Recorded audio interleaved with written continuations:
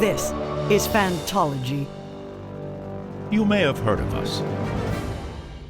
All right, what's up, Tisty Eater? This is Stephen, your host with Phantology Podcast, here to finish our conversation about Midnight Tides by Stephen Erickson, book 5 of the Malazan Book of the Fallen. And with the completion of this book, Jake and I can officially say we are halfway through the epic series. Ryan has read the series before, albeit it's been a little bit of time, so he's here to provide us a little bit of inside, like future knowledge without spoiling. So if you want to be entertained, maybe just watch his facial expressions as Jake and I speculate about what's going on in this series. Emphasis on the little bit of knowledge, because like he said, it's been 2 years I think 2 years since I've read it, and the huge amount of information that's in Malazan also fades quickly if you're not actively, retaining it through remaining in the world of Malazan. But since we read so many other books, it's hard to retain the knowledge that I've gotten. Yeah, I finished it like 3 or 4 days ago, and since then I read the first Sanderson Secret Project, and I've definitely had to do a refresher, and I'll probably still mess up on a lot of details. So don't kill us if we get things wrong, but do let us know what speculation. Right. What, Jake? Let us know what we get right, but then I realized, no, don't spoil anything. Yeah, just give us like a thumbs up if you think that we're onto something. That probably won't happen. Anyway, so second half of Midnight Tides. If you want to catch up on the beginning of our conversation, you can find that a couple episodes ago. But we pick up the action after Rulad comes back to life for the first time. Originally, we did not know that he was going to come back to life like 4 different times in this book alone. But after he comes back to life the first time, and the Eador are basically preparing for war, and some people realize that, some people don't. And then the rest of the book is just this war. It happens really fast. Anyway, with all that, like, what stood out to you guys? What characters do you feel like are most compelling to talk about first? I think Rulad himself, right? Like seeing his devolution into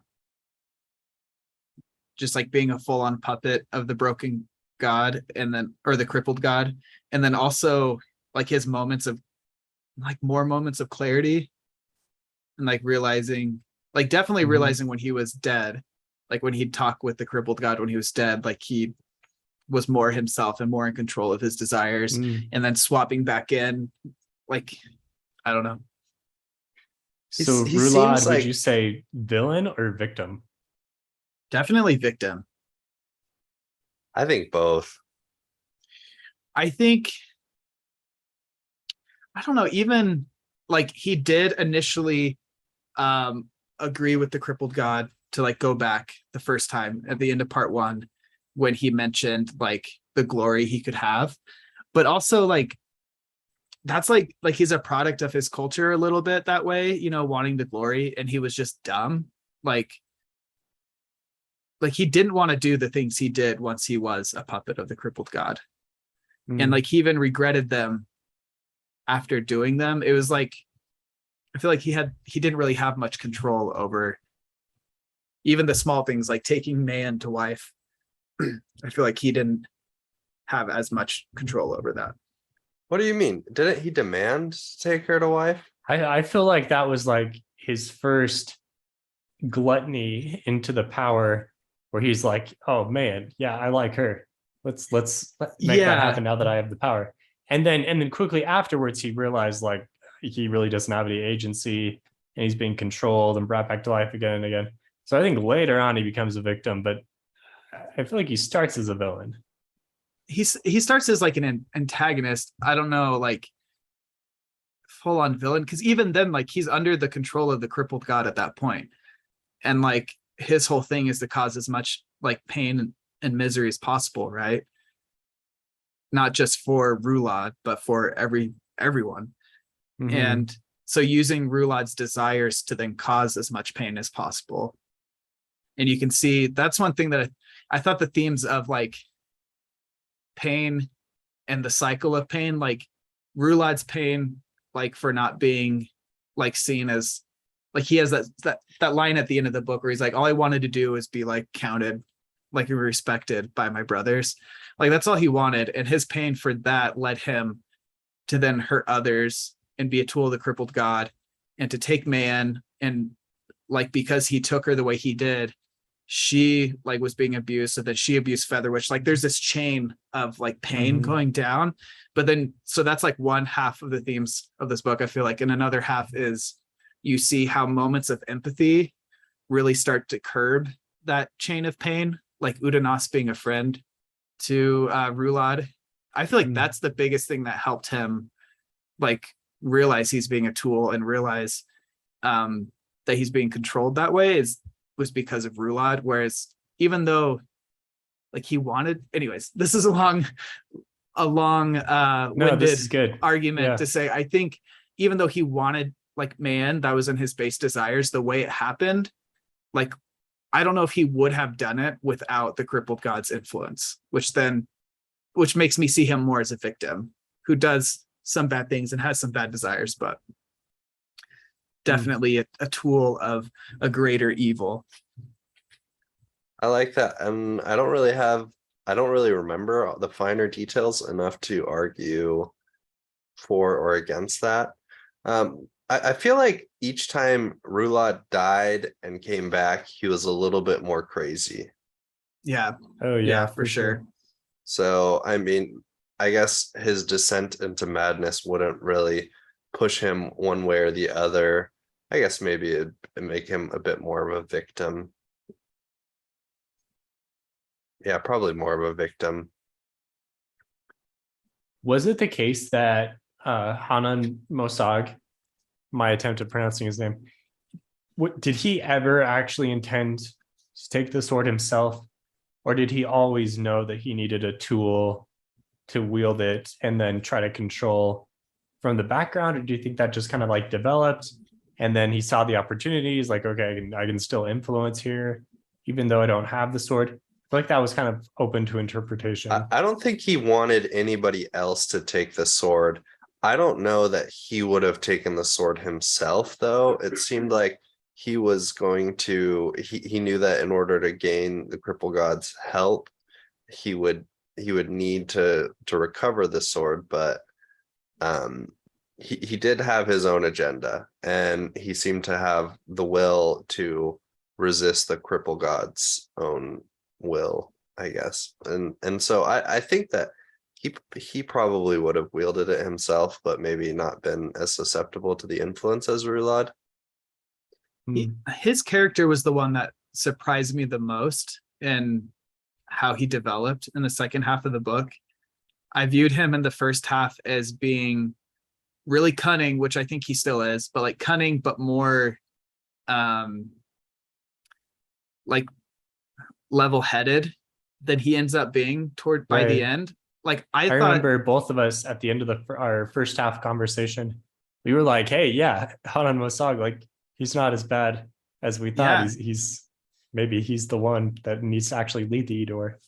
Whereas at the end of this book, I'm like, he's worse than Rulad because like he does, at least from what we see. But I thought his plan in the first half was to take the sword, not actually physically take it himself, just to have it brought back and then somehow use its power without becoming like a thrall to it, but only as a defensive power. Because it seemed like he was building up this thing like, no, we're not going to just go to war with Lethery. It seemed like he didn't want to do that because like I felt like there was this like value of like an anti-value of bloodshed, I guess. Like bloodshed for its own sake isn't worth anything. And so it was more just let's establish ourselves and make ourselves unassailable. That's actually the word they use, is the cripple god says you would take it just to make yourself unassailable instead of conquering the Lethery. And so I thought he was more level-headed that way. But then like he really leans into all the slaughter and the conquer. And I don't know how much of that was just I felt like there was a little bit of influence of the demon he was using. Like every time he'd use its power, he deteriorated a little bit. And I don't know if that was just physically or mentally. And I don't know if it was the presence of the crippled god being so close to him, or if he didn't think he would be able to conquer Lethery before, but after seeing the power in Rulad's hands, he's like, oh, okay, this is possible. Let's use Rulad to then do this. I don't know. He was the biggest character change in my mind that I didn't see coming. I don't think I totally understood when he was drawing which powers. Like he was using the demon for a while, and then the demon got caged underneath the ice by the Sita, and so that was no longer accessible to him. But then when he was using like the bone pillars of death, that was a warren or a hold, right? That was like I don't remember the names. They had access to a part of the Warren of Shadow, right? Right. Like it was splintered or whatever the terminology is. I feel like that was what they were using there. And in fact, I thought someone says that. But then at the end, when he's like after the demon has been taken away and he's using the sacks with the queen and the prince in order to fight the Sita, like was that just directly the crippled god's power that he was using and like putting into their bodies? That's what it seemed like to me, because they were like tortured. And so my understanding of it was he had got them tortured so that way he could use that like crippled god magic.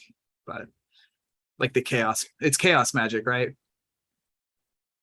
That's what I was thinking. Yeah. And I mean, yeah, I think the crippled god does use chaos, and I think it suits him well because it inflicts pain on the people that use it, or they deteriorate, as they use it.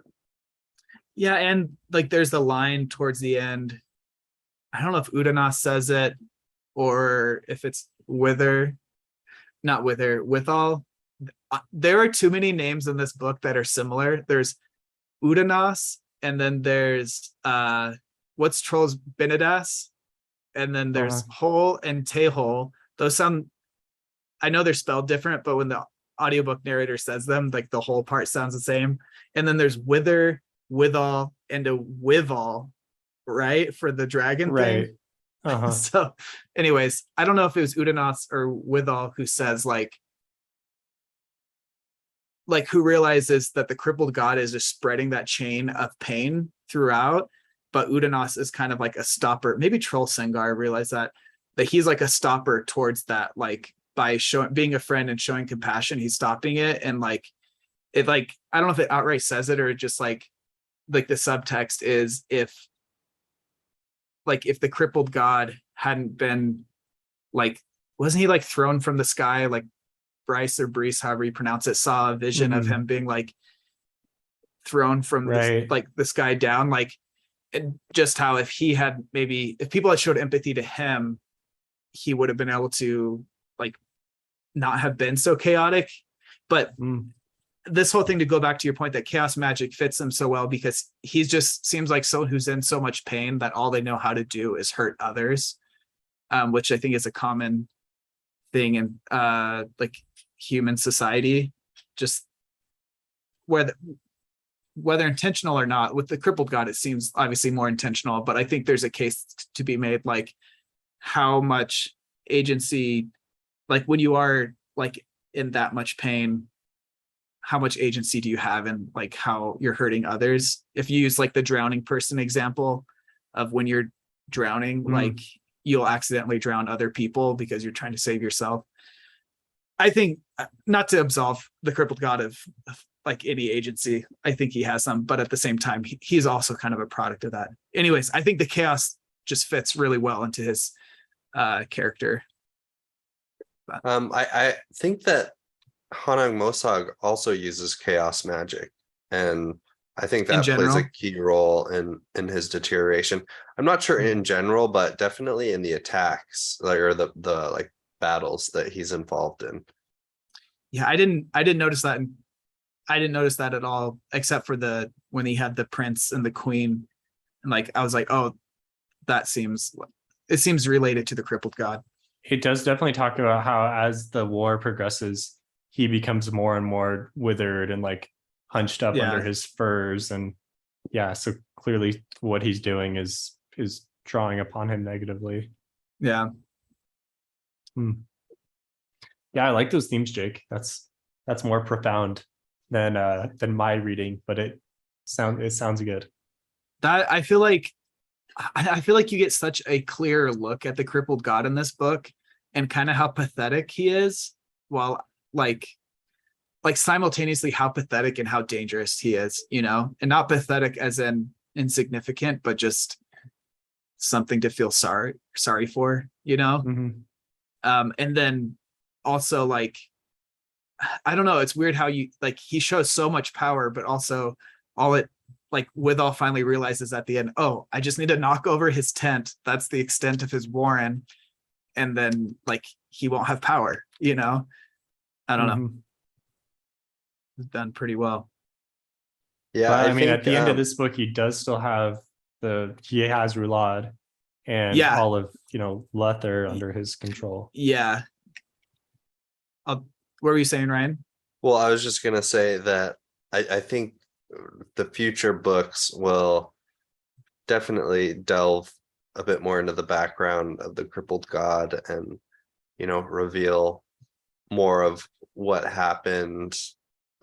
You know, just I don't want to spoil anything, but it will either give more credit to your theory or discredit it. Well, I'm like curious because it's this book is like the furthest prequel we've seen, right? In the series so far, like it's the furthest back in the timeline. I think it's like the same time as Gardens of the Moon. Just the same time. Okay. But okay. I don't know. I mean, let us know what it is. I think it's around the same time. Yeah, it's far. It's in the past, you know, from what it's either tied with Gardens of the Moon or further in the past.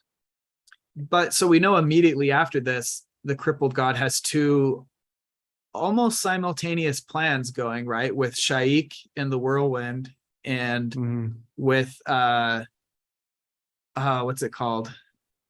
The Panyan the Panyan Doman and the Panyan Seer and like that stuff. So like how does he just have a lot of plots going at once? Or I'd like to see how he transitions into that and like where's Rulad in like the current time.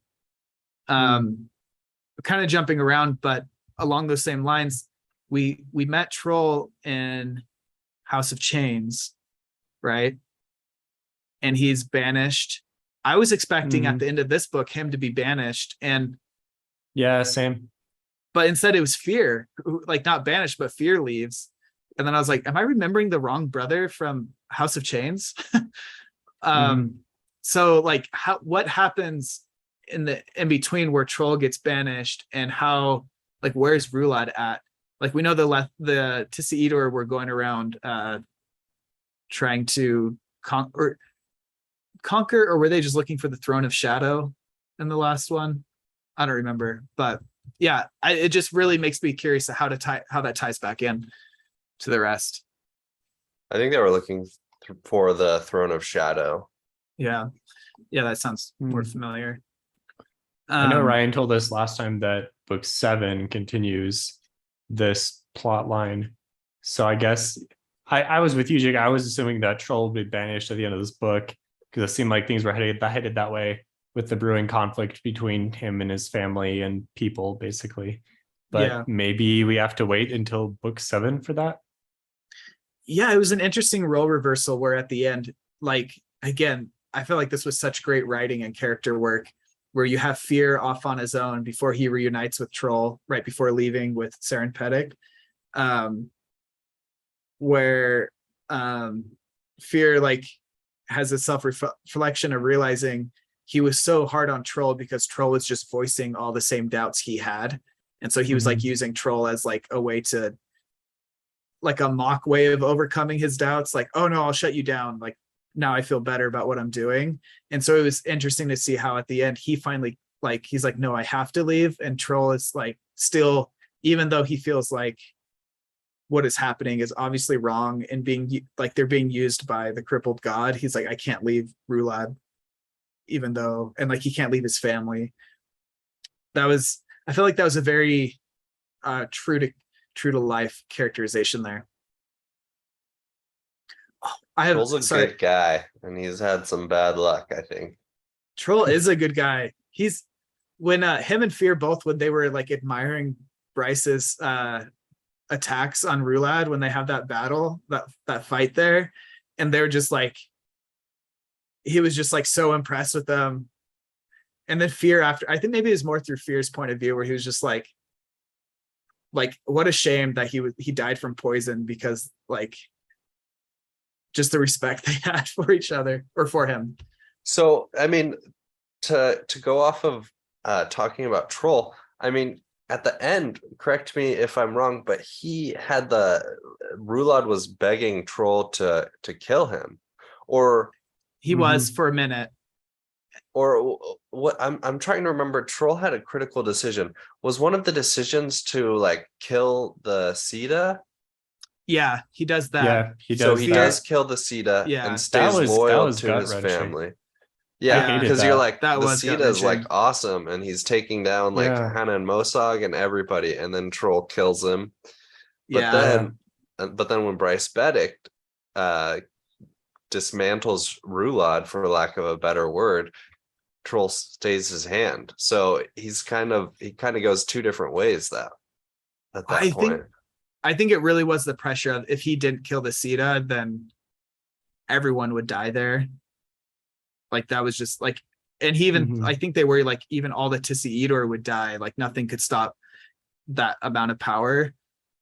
Whereas when it came to Bryce fighting Rulad, like he wasn't threatened himself. Like Rulad needed to be stopped, and so he was okay with that.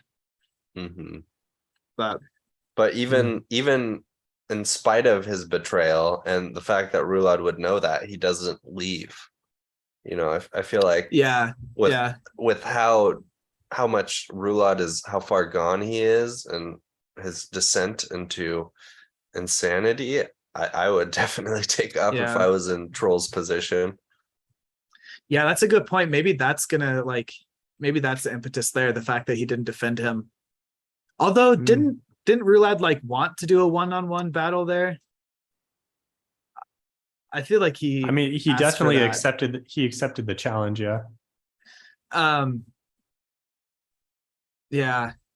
But he does have I don't know, again, now that he's back alive and under the cripple god's control, who I don't think this will come through, but I did like how Rulad understood at the end. Like he's begging for Troll to kill him, but then he realizes, like, he has that moment of clarity of like, no, this is a better fate for me to not be used anymore. But yeah, I did think it was a little over the top that he could basically be filleted and like all his muscles like undone. And then Bryce is like, don't worry, I didn't hit any major arteries. He won't bleed out. Oh, that was funny. That's where you draw the line, Jake. I mean, yeah. That's like oh gosh, what's his name in Game of Thrones? The flayed men. Yeah. Blanking. The Boltons. The Boltons. Yeah. That's. I was trying to come up with another example from books I've read. I don't know. Maybe there's an example of Song of Ice and Fire where you have two characters that you really like, but you see them from opposite perspectives for most of the book, and then they meet up, and one of them kills the other one. And it's I feel like there's an example in Song of Ice and Fire. First Law has that a lot in the heroes. Yeah, but are they characters you really like, or are they just characters you both dislike? I feel like they're characters you like through part of it. Like the heroes especially, because you get to know like both sides of the conflict. Yeah, that's probably the best example. Okay, I think doesn't Weirin run into? Oh yeah. Weirin of Bly is a good example. Yeah, for his role there. Yeah. Go check out Joe Abercrombie. Weirin of Bly. I just want to ask, like, am I off base here? trying to connect the dots from the books previous to this one that are concurrent or in the future. So in Chain, what is it? House of Chains. Not House of Chains. A little bit Chain in there, of but Dogs, the book that has the chain of dogs. What's it called? Dead House Gates. Dead House Dead Gates. House Gates. Dead House Gates. The covers are both deserty, and so I get them. I can't think of their names. When they enter that place that looks like flooded, and there's the ship with the Tisty Andy Oh yeah, heads. Is that from the Lethery then? Because they mentioned like we could like they flood one warren with another warren of water to then traverse it, and they mentioned taking Tist Andy as slaves. And the Lethery? No, I think it was the Tist Eater. I mean the Tis Eater, the Tis Eater. Yeah. They're the ones. So that is from like that's Rulad. Basically, I mean, I think it's one of the Sangar brothers on the ship, isn't it? Oh, is it? Do they say that? I'm talking about first. You Where first did they see it get- in. Yeah. Where did they You- get all the Andy heads then? You first see it after it In was Dead House Gates. it was like you just kind of find the wreckage of it, right? And then in Yeah, House of Chains, you actually see Karsa Karsa's do there. it, Yeah. Yeah. right? Oh, yeah. 'Cause he- Karsa chops off the heads. Right? No, the Or heads no. were already the heads heads were are there. already chopped off. They were like in a Karsa- pile because they were using the dark magic to. Yeah. I think it was one of the Sangar brothers who was. Maybe. I don't remember. But I was like, oh, I bet this is it, because like it was so shallow, and like they talk about how it's been flooded. Well, also when we And see didn't a Troll for dragon the first go by? time, yeah, there was a dragon for sure in that scene as well. Was it was it Scavendari Bloodeye or No, it Silchas Ruin? was a Talon Imas. It was undead. Oh, Undead Dragon. Okay. I didn't know there were Talon amassed dragons, but And- sure, why not? Elaint Emas, maybe, perchance. This is definitely a series that would be like so eye-opening on a reread. For sure. Yeah. Yeah. They're so dense that like even trying to think back a book, like literally the last book we read from this is like where you first meet Troll, and I'm still like, wait, how did they meet Troll? Like Oh. I'm so invested in this version of him. It's hard to Right. remember. I remember the first time reading Dead House Gates, I imagined him as like an older guy, like elderly, and like, oh, you're kind of strong for an old man. And now I'm like, did I just like imagine him at that time, or has that much time passed? He just didn't really do as much, and I feel like he was kind of like wounded or fatigued from his being a prisoner. Yeah. Okay, So cool. sorry. So I just had to clarify. So the Solanda is the ship they encounter in Oh yeah. the Nascent, and it was originally captained by the Tist Andy, Yeah. but then it was captured by the Tist Eder, who beheaded and sorceled the Tist Andy bodies, and so that's how it originally came to be. I think I was wrong about the Sangar, a Sangar brother being on it. So are we right to assume that the Tist Edor that we have seen so far before this book are still being led by the crippled god? Like they're still a force of the crippled gods? Yeah, I think they're still under like Rulad's command. I think Rulad is still the emperor at the point of the other books. Okay. I could be wrong though. Okay. I could definitely be wrong on that. I guess we'll see what happens in book 7. Yeah. What's book 6? Is it Dust of Dreams? The next Bone one? Hunters. Bone Hunters. Bone Hunters. I was looking at the reviews for Bone Hunters, kind of getting excited for the next book. and the reviews are super good. Everyone says like Bone Hunters is peak Malazan. I've heard like Bone Hunters, Midnight Tides, and Memories of Ice are like in the top, maybe Crippled God as well. I wasn't as big a fan of Bone Hunters. I think not that I disliked it, but it wasn't in my top. Like Memories of Ice and Toll the Hounds were. Right now for me, not to get ahead of ourselves, but Midnight Tides and Memories of Ice are my like clear favorites in the series so far. Yeah, I really like this book. That there's been, when reading the other books, there's been long stretches of time where I've kind of had to force myself into it a little bit, but I didn't feel like that at all with this one. I was reading it every day and enjoying it all the way through. It's helpful that it's a more continuous story than some of the other ones, so it's easier to like keep your engagement. Yeah. And it seems like every book has, there's lots of plot lines, and every book kind of has a few that weren't as interesting to me. And I was interested in almost everything going on in this one. Maybe like the dream sequences with Udanas were a little hard to follow. And what was going on with Kettle in the Azath house, like that was a little hard to follow. Whenever it's hard to follow and there's too many like lore characters that I don't know who they are, I always kind of struggle to make it through those things because it's like honestly just frustrating that I don't know what's going on. One thing I was telling Emily about, like because every once in a while she'll be like, oh, just tell me what you read today.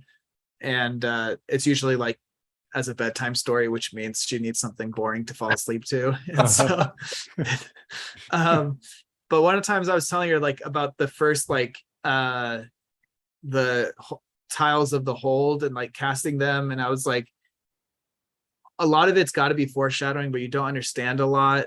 And I was just how the deck of dragons, the first time they do that, it's the same thing where it's like, oh, these things are in play. I don't know what any of this means. And so the first time it was like cool just because you're like, I don't know what this is. The second time I still didn't know what it was. And I was like, this is just kind of annoying because I don't know what this is, but it seems important. But then by like the third and fourth time, I'm like, oh, I know what that is. Like, I know like a tenth of what they're talking about and I can make connections here. And like, especially when they, like with this one that's concurrent with other books and you're like, oh, they mentioned the beast hold. I know about that from Memories of Ice, you know, like I feel like I know what they're talking about now. And it's just funny how that, like every time they do another casting of the tiles or deck of dragons, it's like, it's either I'm really into this or I'm so lost or hey, I made a connection. So do you think, what do you guys think about the level of explanation that the deck of dragons has? Do you think it should be explained more, or do you think the lack of like, you know, clear rules kind of gives it like lends it an air of mystique? Personally, I think by the information you get in Memories of Ice, it's like hit a sweet spot of still a lot of mystery around it to make it intriguing, but enough like understanding of it is at play that I feel like I can work with it. Yeah. Did we see the deck of dragons much in this book? No, just the tiles. Okay. Because they don't have warrens here, right? Or I mean they do, but the Lethery don't use warrens. They use holds. So it's interesting how the magic is different in different parts of the world. Yeah, that's my frustration. Like I felt like I was getting comfortable with the deck of dragons and with the warrens, and then we get into a new thing that's like, oh, actually now we're into tiles and holds, and that was frustrating to me. I feel like we're well enough along with deck of dragons and warrens, we could just stick to those, and I would be fine with that. I feel like they explained it well enough for me that it's like, okay, this is kind of like a hierarchy, right? Like the holds existed first. They are like more primordial, and then warrens were like created, whereas the holds just existed. It seems like from what I understood. And so to me, I was like, okay, the holds are just like it's essentially the same thing, just another layer of it, a layer. There was a part where the mage from the Crimson Guard starts with the C, something like that, actually like explains the magic. Corlo, yeah. he explains the Warrens to Saren Paddock, and I was Yeah. like, "What is this? Like, Yeah. there's no way this is actually happening in a Exposition? Malazan book." Yeah, What? Yeah, but then he uses one that I don't remember ever hearing about, the Makra, and I was like, do I know anyone who uses that, or is this just a completely new one? I don't know. I did think, speaking of like, there's no like Hood for whatever reason doesn't have a presence in that area. I didn't understand that, like why that Oh, was a yeah. thing. Was it the Azeth house that prevented it, or was the Azeth house dying? Then it was like creating a whole or a warren of death there. I mean the Azath Oh. is everywhere around the world, so I don't really see how that would. I didn't know if that, I don't understand the Azeth well enough, where I was like, maybe that house Yeah. itself was planted in a way to prevent that. But they talked about death coming, like, because no one knows what Hood is. And like that was kind of fun Mhm. with iron bars coming in and Yeah. like Hood's balls. And that's how his voice sounds in the audiobook. And everyone's like, Hood, who's Hood? And it's like, oh, he's the god of death. And they're like, there's no god of death. What are you talking about? Is he the Crimson Guard who just like kills Rulad Yeah. super easily? He's like, wow, he's got some weird armor. And Saren's like, oh shoot. But I did think it was interesting, like how does that fit with the world building, that there's like no god of death there, and somehow, and that's why so many people when they're cursed will become undead, and then by the god of death like showing up there, like the warren growing there, instead I would assume that meant the undead people would just die. Instead Kettle turned back to life. Way over my head, no idea what was happening there. I feel like I knew Well, this at did one she just point. turned back to life because she had the what's the name of the other species, like the first people, you know, the tall, yeah, fork sail. Did she just come back to life because like that she also had that soul in her? Maybe I don't know. Those things are cool. We've only seen them twice now. They remind me, I envision like a more humanoid alien from the Alien franchise. They're creepy. Yeah, I think that's about what I envision as well. Like all the, like they have extra joints everywhere, and yeah. The one that showed up against the Eeyore that they were fighting for a while, that just seemed super random and had like no bearing on the plot, but I guess it's still out there. Yeah. It's still out there. That's the second one that's been freed, right? That we've seen so far. Yeah. That one and the one Karsa. Again, kind of same with Karsa and his buddies. That was pretty random. It like killed his friends, but or and didn't then, kill yeah. Didn't kill him, and just like hit him over the head or something. Yeah. Yeah. That's probably my main criticism with this book, and maybe it's not really fair because I don't know how these plot threads are going to play out, but it seemed like there were a lot of things that were set up that for whatever reason, the text of the book kind of led me to believe that there would be more of a resolution in this book, and then there wasn't. It's just like things that are stretching on into the future. And the main example, I think, is what was going on with Tehol and Bug, where they were planning the overthrow of the economy, and they were doing something with the palace, and then like none of that came to fruition at all. And by the end, they were just kind of like along for the ride. I don't know. I felt a little cheated there. Like I wanted to see that cleverness play out, and it didn't do anything. It would have been cool if that peaked at the same time as the invasion. Right. Like that. Yeah. Maybe Tehil's a little so even cool. Maybe too chaotic. There was already so much chaos going on there in the last couple of chapters, but I think it would have been cool if like showing how that really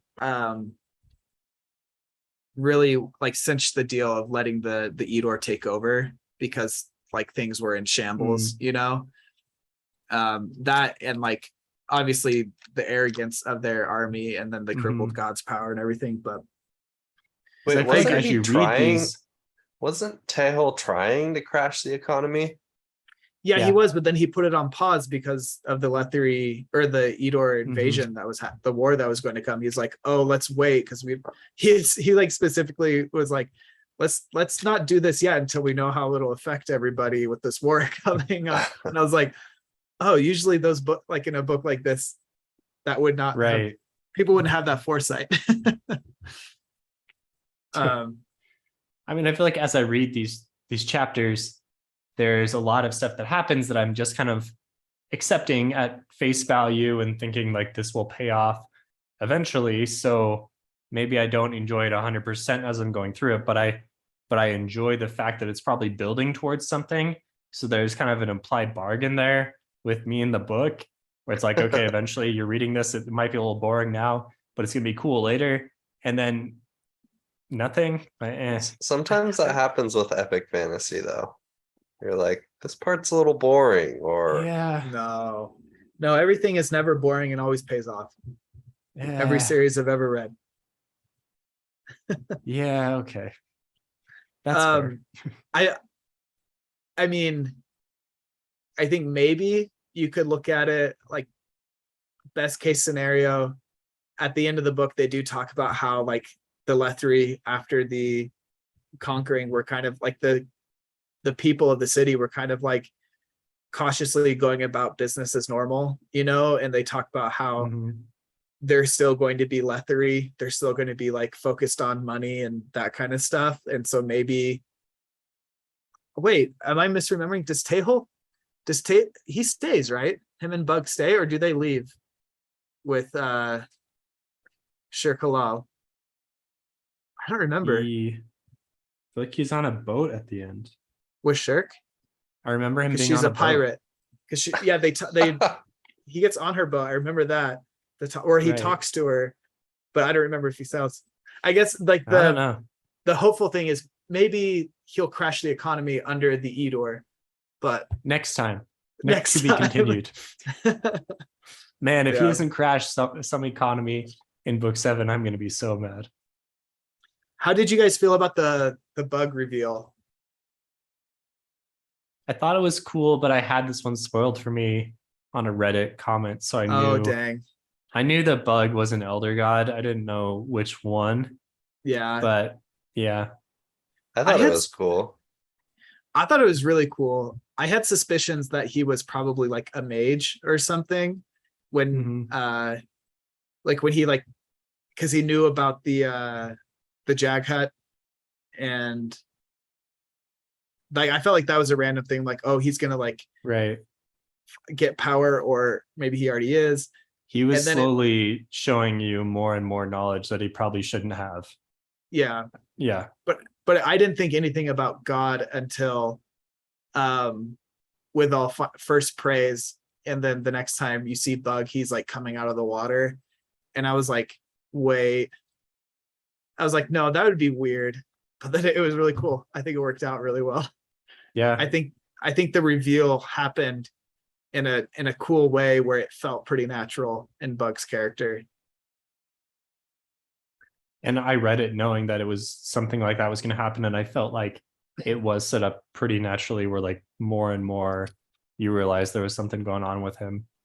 And, Yeah. you know, Tehol and Bug are kind of the bizarro plot line of this book. And they were like the most entertaining plot line, the most comically entertaining plot line that I've read in Malazan. For sure, yeah. Has there even really been much comic relief before? What's his name? I mean, there definitely has, but it hasn't been as funny to me. It's mostly just been Yeah. like weird funny, but this was like actual legit humor, for however you want to define humor. Yeah.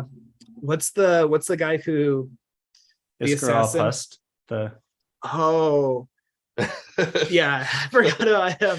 Iskarel Pust. Yeah. like, Okay. No, that is humor, okay. but it was just kind of bizarre, not as I think it's I- funny. I forgot about that.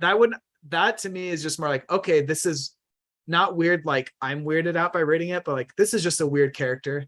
Whereas like you said, this was actually like comedy that was written. And then I forgot about Creppa. I thought Creppa's funny, but it could just be from listening to the Creppa's audiobook. funny. Although that was with the other narrator. I wonder how good No, this Kreppa, narrator. Kreppa's got some good lines.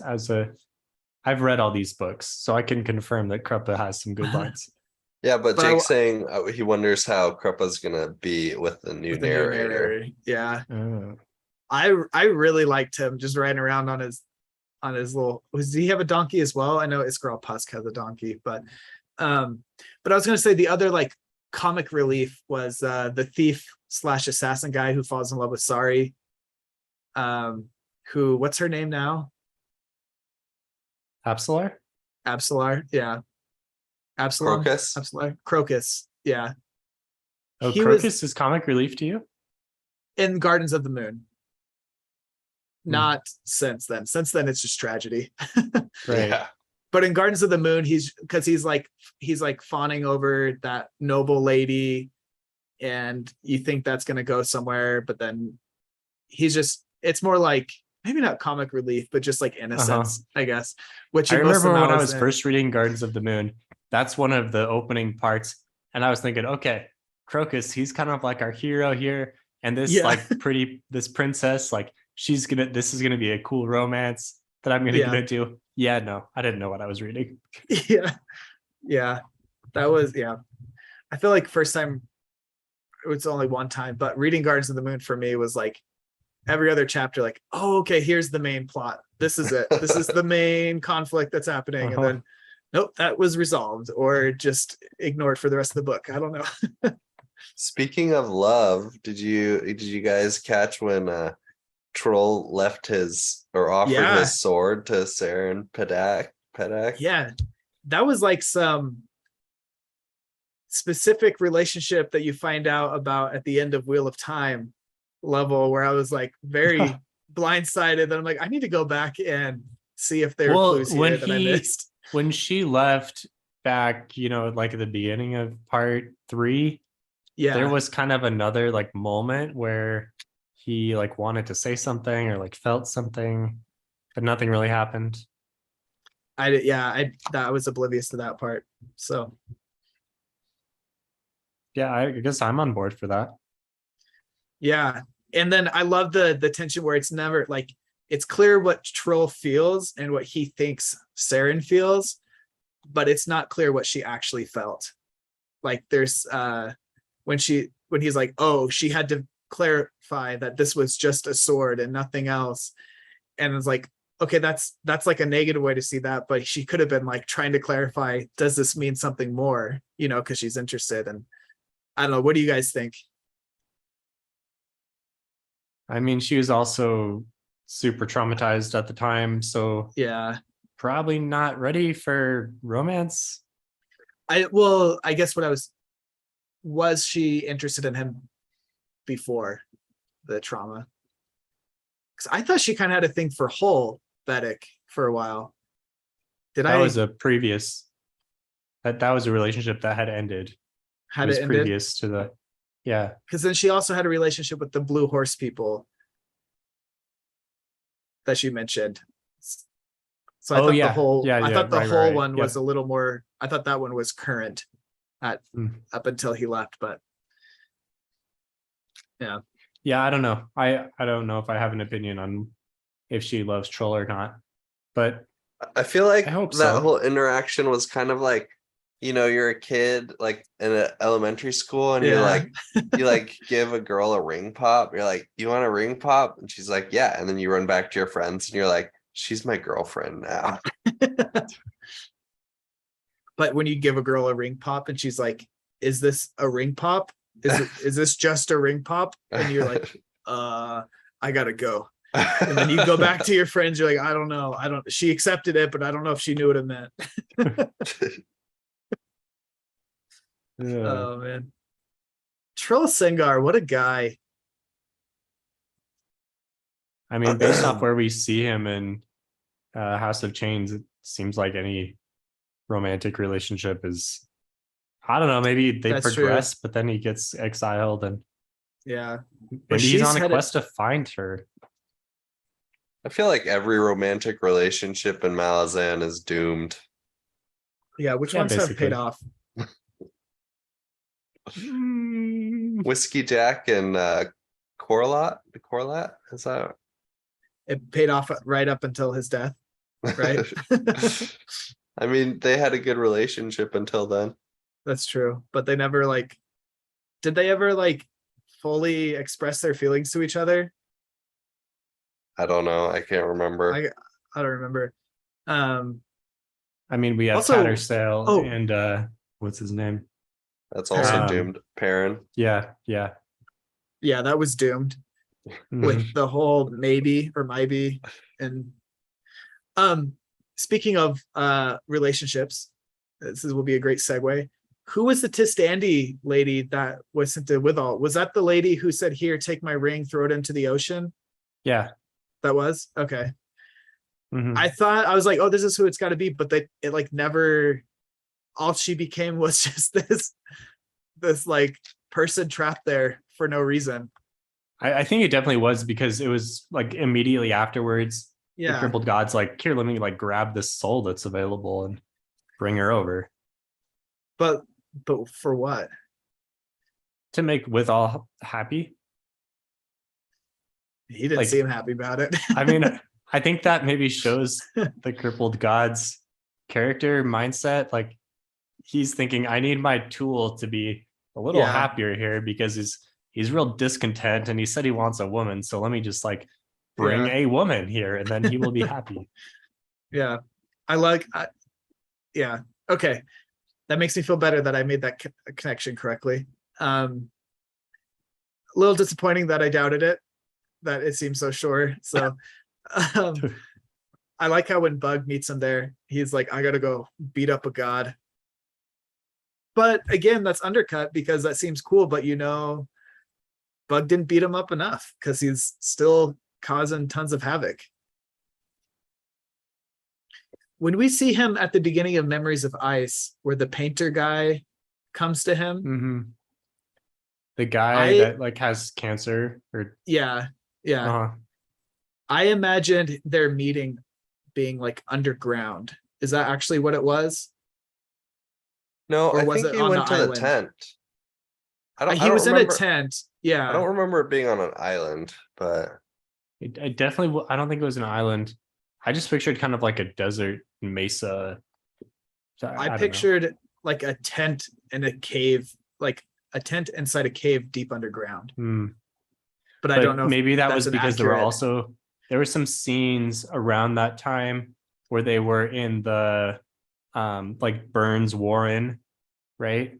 So maybe those things were kind of bleeding over. Okay. Yeah. Okay. I was Hmm. wondering if he was still in that same area or if he had packed his tent up. Also, why It didn't is Mape and the other what are they called? The big demon monkey things? the big scary monkeys. Don't Bocarella. remember. Bocarella. Well, Bocarella are the small one, and these are the Oh, big ones. Anyways, why they were like showing him, they're trying to convince him to like knock over the tent the whole time. Why didn't they just do it? They didn't seem like bound to him because they left. Maybe they weren't big enough. I thought they were pretty big. Maybe Jake, not. don't question it. It was good. It was good foreshadowing. That was good foreshadowing. Yeah. What did you guys think of Silchus Ruin? Thought he was really cool. I'm honestly excited to read from his like obviously it seems like there will be a plot line that is their quest, him and Saren and Mhm. Kettle and Fear. Little disappointed he didn't just turn full god mode and like do something super epic. Like Wait, didn't he didn't fight at the end of this book? he He fought. does kill all the Toblaki gods. Toblakai? Toblakai, is that? I think that's what they were. Yeah. But he didn't go full on like Animander Rake veering into his dragon form and like Yeah. just like demolishing everything, I thought he would be a big counter to the crippled god. And instead he was like, okay, I saved Kettle and defeated or like did what I promised to do, and now I'm headed out. I Maybe he forget. doesn't really care about the crippled god. Wait, he's not Father Shadow, right? No, he's that's he's a Scabandari. Tistandi. Yeah. So Scabandari Blood Eye is Father Shadow. Well, and he Right. hints like he wants to find Father Shadow because Fear's like, I need to find Father Shadow, and then he's like, oh, real. But so I thought because of Scabandari Blood Eye's betrayal, and hence like the Tis Edor's betrayal of the Tistandi, I thought he would want to not to fight the crippled god specifically, but at least like to get vengeance on the Tis Edor. But I don't know that he has a vendetta against the Tist Eater, or more, I think just Scavendari.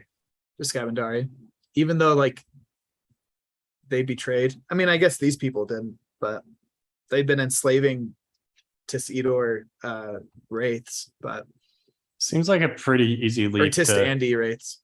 right. Yeah. Seems like he could easily be an enemy of the Edor as well. Yeah. I was just a little disappointed that it seems like our next plot line, he's going to be just like a main character when the last person of his caliber we saw, Animander Rake, like you don't expect to go on a romp with Animander Rake, you know, you expect to just see freaking That's fair. Moonspawn Yeah. crash down into a city sieged. But Yeah. I mean, we'll see. Who knows? We'll see what Yeah. Silchas has in store for us. he's a cool character though. Honestly, I was just very pleased that I was able to identify who he was. Yeah. I would get the names confused all the time because Silchas Ruin is albino, right? So he has white skin and red eyes. But then Scavendari Blood Eye is the other guy, and Blood Eye makes me think, oh, the guy with red eyes. Yeah. So that was hard to keep straight in my head. Both have really cool names. All right, we have just a couple minutes left. Yeah. Is there Okay. Is there anything else? Questions for the future. What the heck is happening with Kettle? Excited to see what's happening there. She has like 2 or 3 souls in her. One's Forkroll Assail, one is from the nameless cult, whatever, and then maybe the original like soul of the child body. Mm-hmm. And also, And like, then- why was she cursed in the first place? Still was never answered, right? Yeah. And Udanas, it seems like he's being healed at some point. Like He whether became a character that I really enjoyed more and more as the book went on. Like was so the great. complexity there is pretty cool. Yeah. How did he get hurt? What's up? How did he get hurt? What's he being healed from? When the Withal and the Shadow Wraith like exploded from his body Mhm. because they were like hiding in his blood. They like Okay. both started using him simultaneously, and he went through Yeah. like a rampage through the city and ended up down at the Azoth house, and can't remember exactly how badly he was hurt. They like saved Kettle, and I don't remember if it was him or the Wraith or the I Withal. think it was the Wraith. These Right. are the things that you like. Just how do you even think of that? I mean, I don't know. just Too much Yeah. Dungeons and Dragons, I guess. Another thing, this isn't like future unanswered, but something I didn't understand here. So the Toblakai gods, not the same gods from Karsa, the because House of those Chains, right? these seem to be actual Toblakai that were their Uh-huh. gods. And then House of Chains, those were Talani Mass, the Unbound. But the Jek had their god trapped in the Azath house, right? Like that's so why did they want to The prevent pack, them? yeah. The pack. Why did they want to prevent the sword from being taken and then promptly like join forces with whoever took the sword? And why they kept talking about they needed to stop the pack from being released because otherwise it would cause another Talani Mass incident. I didn't understand how the Talani Mass were involved with that at all. I feel like I missed that. All I picked up on was that Binaga was looking for Binaga. the pack, and Yeah. he was like, "Oh, all of this stuff is going on. but it's the Jack who will be Yeah. the ultimate victors, right? It's like, okay, no, that didn't last very long, but it was What do you mean? interesting, I guess. What do you mean by the pack? That was the That's name of the the name god. of their god. Because it was a diverse soul Oh. taken. It was and so- released from the Azaz house. It like went into a little temple thing for a while, and then what's his face? Iron Bars and the Crimson Guard went and killed it. yeah. Hmm. Iron Bars, is he supposed to be someone we know? Corlo sounds familiar, but then I don't know if I'm just thinking of Corvalo. I don't think so at all, because we haven't really seen the Crimson Guard.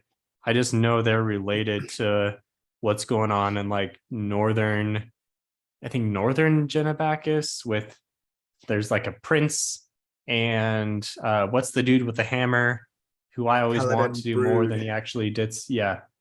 Yeah. Goddamn brute. I thought So like one. that they're all related, right?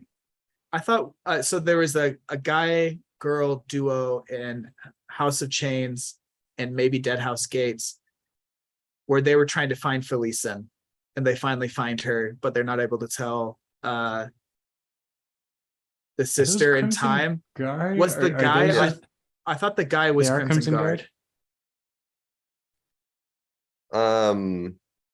Or maybe they were Crimson something Guard, or if else they were just red. like another mercenary company It was from something- from around 7 cities. Yeah, they're the red. They're like the loyal soldiers, like they're loyal soldiers to the Okay. So not Hmm. Crimson Guard, because Crimson Guard are against Kellenved. Yeah, so the Crimson Guard are with Prince. I forget his Wait. name, Prince something. That's Pause who. or something like that. Yeah, that's who the Whiskey Jacks bridge burners. They like fought in Hmm. that forest or like that muddy What Yeah. book is area. this? Yeah, so I mean the Crimson Guard, they like pop up here and there, but they're not like a huge integral part in Malazan Book of the Fall, and they're like in the world. And I know that there's like I think a trilogy written around them. So are they could be against Kellenved, but on the Empress's side, because she kind of ousted Kellenved. Well, I guess it was more Kellenved had left. I don't know. Yeah. Okay. I was just like, I was thinking of those other people, but they must be red something else. Just red was a color associated with them, so I got confused. Yeah.